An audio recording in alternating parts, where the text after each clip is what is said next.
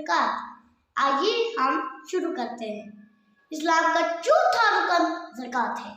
ये इबादत भी है और कानून भी।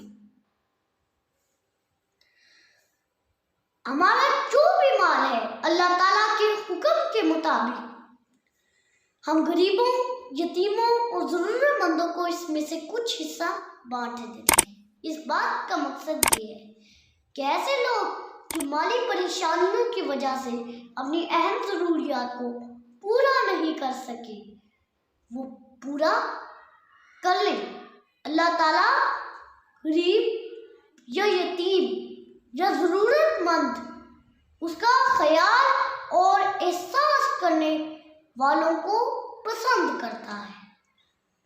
हमारे पास जो भी माल है, जो भी पैसा है, ये सब अल्लाह ताला की अता करता है। अल्लाह ताला ने कुरान मजीद में इरशाद फरमाया, इसमें हिस्सा मुकर्रर है मांगने वालों का और ज़रूरतमंदों का। ऐसे लोग जो अच्छी जिंदगी बसर नहीं कर सकते, वो अच्छी जिंदगी गुजार ले। आप सल्लल्लाहु अलैहि वसल्लम भी ज़कात देने वालों को पसंद करते हैं।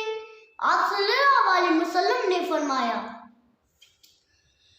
जो भी अपना माल में से कुछ हिस्सा गरीबों, यतीमों या जरूरतमंदों को नहीं बांटेगा, क़यामत वाले दिन उसके माल को सांप बनाकर उसके गले में डाल दिया जाएगा।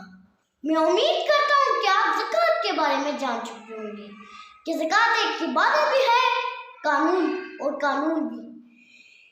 और एक और बात, प्यारे साथियों, कभी गरीबों, यतीमों और ज़रूरतमंदों को अपने माल में से कुछ हिस्सा बांटना मत भूलिए। अगर आप ज़कात देंगे, अल्लाह ताला आपको और देगा। मैं उम्मीद करता हूँ कि आप जान चुके हैं।